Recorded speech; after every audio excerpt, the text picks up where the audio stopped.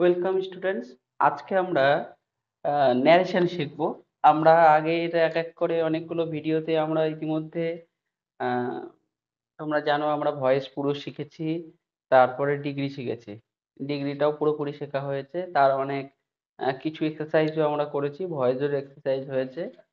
এবং আমরা বেসিক থেকেই তো শিখছি।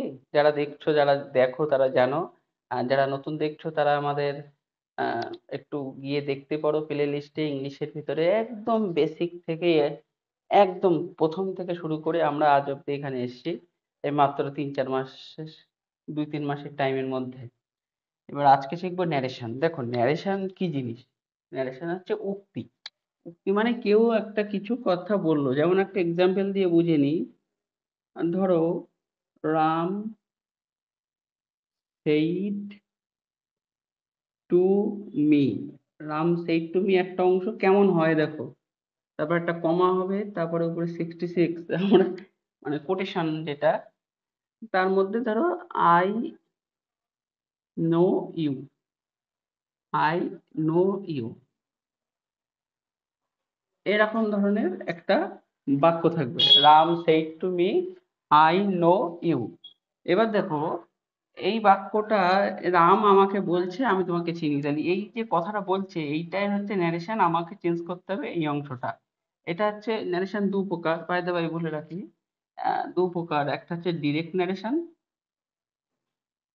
আর একটা হচ্ছে ইনডিরেক্ট ন্যারেশন। ডিরেক্ট হচ্ছে অবশ্যই মানে যেন প্রত্যক্ষ, আর ইনডিরেক্ট হচ্ছে পরোক্ষ।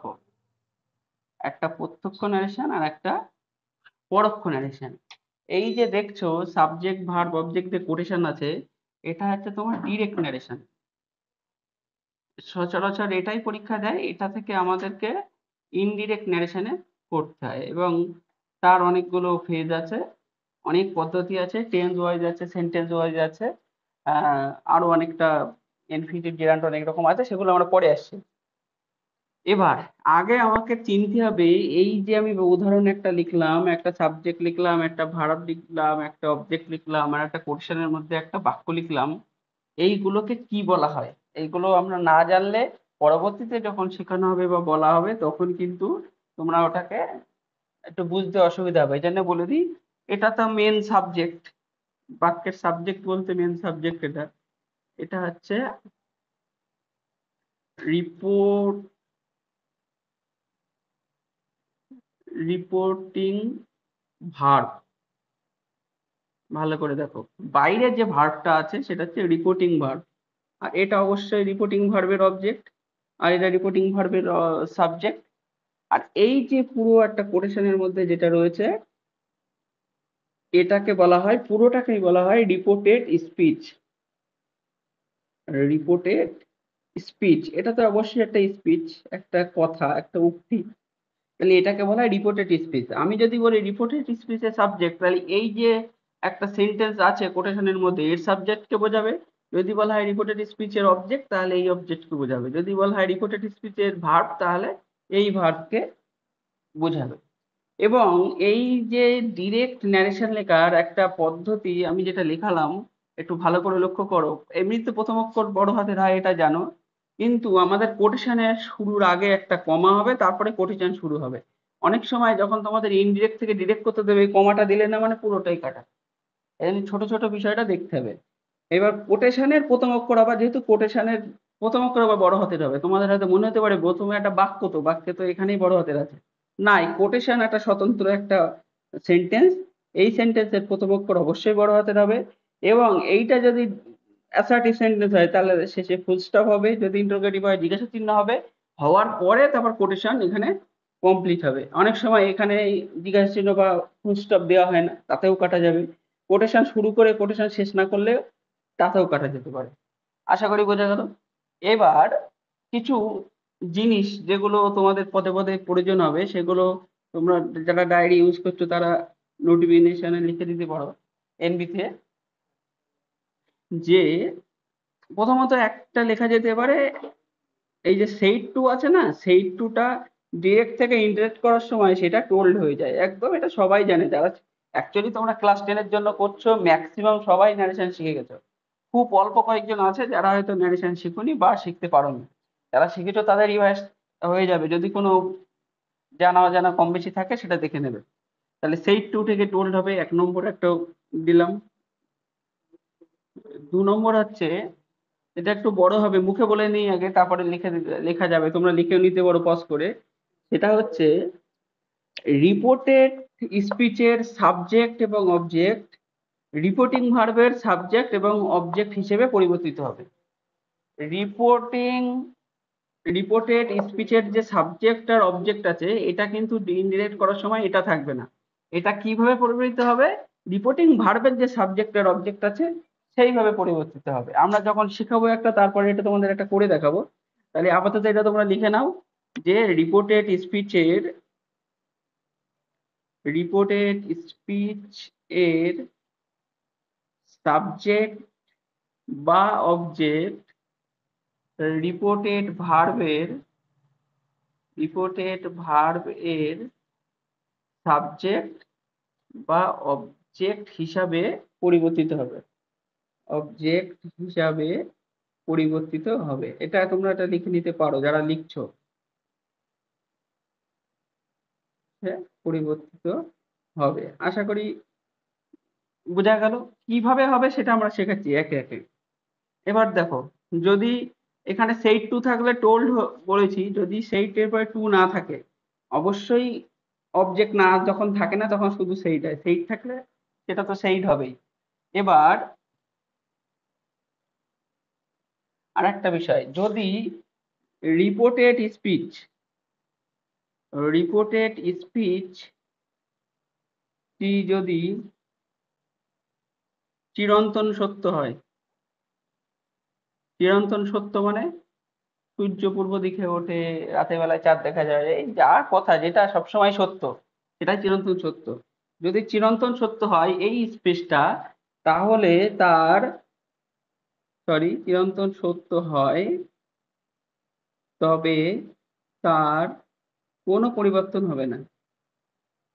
কারণ এখানে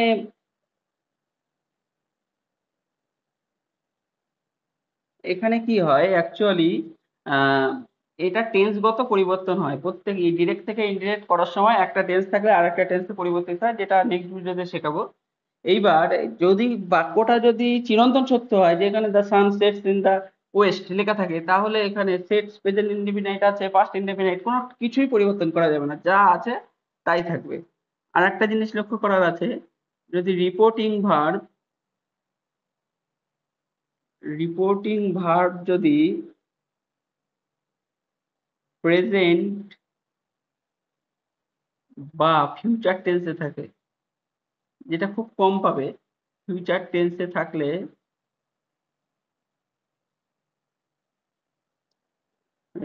রিপোর্টেড স্পিচের, এই যে আমি বারবার লিখছি এই জন্য প্রথমেই শেখালাম কোনটা রিপোর্টিং ভার্ব কোনটা রিপোর্টেড স্পিচ।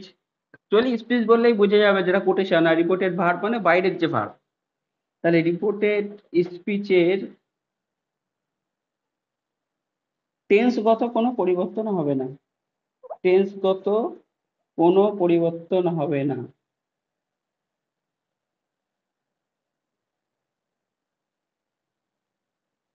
টেন্সগত কোনো পরিবর্তন হবে না। এগুলো একটা ছোট ছোট জিনিস, যে জিনিসগুলো জানা না থাকলে তোমাদের যখন এইভাবে দেবে, যেমন এটা সেইট আছে, পাস্ট টেন্স আছে, যদি মনে করো এখানে রাম লেখা আছে, রাম সেজ, তখনই এটা আমরা যখন শিখবো, জানো প্রত্যেকটা টেন্স যারা শিখেছো তারা জানো টেন্স পরিবর্তন হয়। যদি এটা প্রেজেন্ট টেন্স থাকে, সেজ থাকে, বা উইল সে থাকে, তাহলে এটা যে টেন্সে আছে সেই টেন্সেই হবে, কোনো পরিবর্তন হবে না। আর একটা বিষয় যেটা লক্ষ্য রাখতে হবে, এটা আমি মুখেই বলে দিলাম, এত লেখা সম্ভব না। কিছু কিছু অ্যাডভার্ব আছে যেগুলো ডিরেক্ট থেকে ইনডিরেক্টে চেঞ্জ হয়ে যায়। ডিরেক্টে একরকম থাকলে সেটা ইনডিরেক্টে চেঞ্জ হয়ে যায়। এবার সেগুলো কোন অ্যাডভার্ব, তার একটা কপি আমাদের ডেসক্রিপশনে তোমাদের চ্যানেল আছে, চ্যানেলে দিয়ে দেবো। তোমরা যখন খুশি তখন ওটা, যদি মনে হয় ভুলে যাচ্ছ দেখে নেবে, প্লাস যদি মনে হয় একটা পোস্ট করে দেবো। যেমন কেমন থাকে দেখো, যদি এখানে নাও থাকে ডিরেক্টে, এখানে হয়ে যাবে দেন। আমি এত লিখলাম না, মুখে বলছি, তোমরা পারলে লিখে নিও। নাও থাকলে ধরো দেন হয়ে গেল। যদি লেখা থাকে ইয়েস্টারডে, গতকাল, তাহলে হয়ে যাবে দ্য প্রিভিয়াস ডে। যদি টুমরো লেখা থাকে তাহলে হয়ে যাবে দ্য নেক্সট ডে। যদি হেয়ার থাকে তাহলে সেটা হয়ে যাবে দেয়ার। বোঝা গেল? যদি ইট থাকে তাহলে হয়ে যাবে ইট। অনেক জায়গায় ইট থাকলে ইটটাকে দ্যাট করা হয়, তোমরা কিন্তু ইটের কোনো পরিবর্তন হবে না, ইটটা ইটই রাখবে। এবং তাছাড়া আরো আসবে যখন আমরা এক এক করে পড়বো, এবং এর যখন লিস্ট দেবো দেখে নেবে, প্রচুর আছে যেগুলো ডিরেক্ট থেকে ইনডিরেক্ট করতে গেলে পরিবর্তন করতে হয়। এটা হচ্ছে বেসিক নিয়ম। এবার তোমাদের যারা প্রথম শিখছে তাদের হয়তো ইচ্ছা থাকবে যে এটা কি, এটা তো একটা এক্সাম্পল হলো, তা এটা সলিউশন কেমন হয়। দেখো এখনো তো টেন্সগত কিছুই শেখায়নি, তাও এটা একটু করে দিই, তাহলে কিছুটা অন্তত একটা বেসিক নলেজ আজকে এই ভিডিওতে তৈরি হবে। ইনডিরেক্টে কি হয়, এই যে রাম সাবজেক্ট তো থাকছে, আর আমি বলেছি সেইড টু উঠে গিয়ে টোল্ড হয়, তাহলে এখানে সেইড টু উঠে গিয়ে টোল্ড হলো, এখানে মি হলো। আর এটা যেহেতু অ্যাসার্টিভ সেন্টেন্স, মানে সেন্টেন্সের যতগুলো টেন্স আছে আমাদের, প্রত্যেকটা টেন্স আমরা নর্মাল যেটা করি, যেটা ইন্টারোগেটিভ না বা কিছু, সেগুলো সবই অ্যাসার্টিভ, নির্দেশাত্মক বাক্য। তাহলে সেই ক্ষেত্রে দ্যাট বসে, এই কমা আর কোটেশন এই দুটো উঠে যাবে, আর সেখানে কি বসবে, দ্যাট। টোল্ড মি দ্যাট হলো। এইবার দেখো এইখানে আমি যেটা বলেছিলাম, তোমরা রিপোর্টেড স্পিচের সাবজেক্ট আর অবজেক্ট রিপোর্টেড ভার্বের সাবজেক্ট অবজেক্ট হিসেবে পরিবর্তিত হয়। এখানে রাম আছে, এখানে মি আছে। এইবার দ্যাটের পরে এখানে আই আছে। রাম আমাকে বলছে আমি তোমাকে চিনি। তাহলে রাম আমাকে বলছে আমি, আমি মানে কে এটা, আশা করি বুঝতে পারছো। রাম বলছে আমি, তার মানে অবশ্যই এটা রাম। তাহলে এখানে রাম আছে, আমি রাম আবার লেখা যাবে না, যেহেতু একবার সাবজেক্ট লেখা হয়ে গেছে, সরি নাউন লেখা হয়ে গেছে, তাহলে রামের প্রোনাউন কি হবে, হি হবে। বোঝা গেল? হি কোথা থেকে আসলো? তোমাদের সব থেকে যেটা সমস্যা হয়, এই তোমাদের রিপোর্টেড স্পিচের, সরি রিপোর্টেড ভার্বের যে সাবজেক্ট বা অবজেক্ট, তার উপরে ভিত্তি করে যখন রিপোর্টেড স্পিচের সাবজেক্ট বা অবজেক্ট চেঞ্জ করতে হয়, এটা নিজেকে প্রশ্ন করতে হয়। রাম বলছে আমাকে যে আমি তোমাকে চিনি, তাহলে রাম চেনে, এখানে আই মানে রাম। তাহলে রাম আবার লিখতে পারবো না, যেহেতু বাক্যের মধ্যে আছে। একই বাক্যে তো দুটো নাউন দেওয়া যাবে না, তাহলে রামের প্রোনাউন কি, হি। এইবার এটা নো, এটা প্রেজেন্ট টেন্সে আছে, আমরা শেখাবো। আপাতত এটা পাস্ট টেন্সে হবে, পাস্ট ইনডিফিনাইট টেন্সে নিউ। তাই নিউ, তারপর ইউ, এখানে ইউ মানে কে, রাম আমাকে বলছে তোমাকে চিনি, তো ইউ মানে আমি। তাহলে এখানে মি যেহেতু আছে, তাহলে এখানে মি হয়ে যাবে।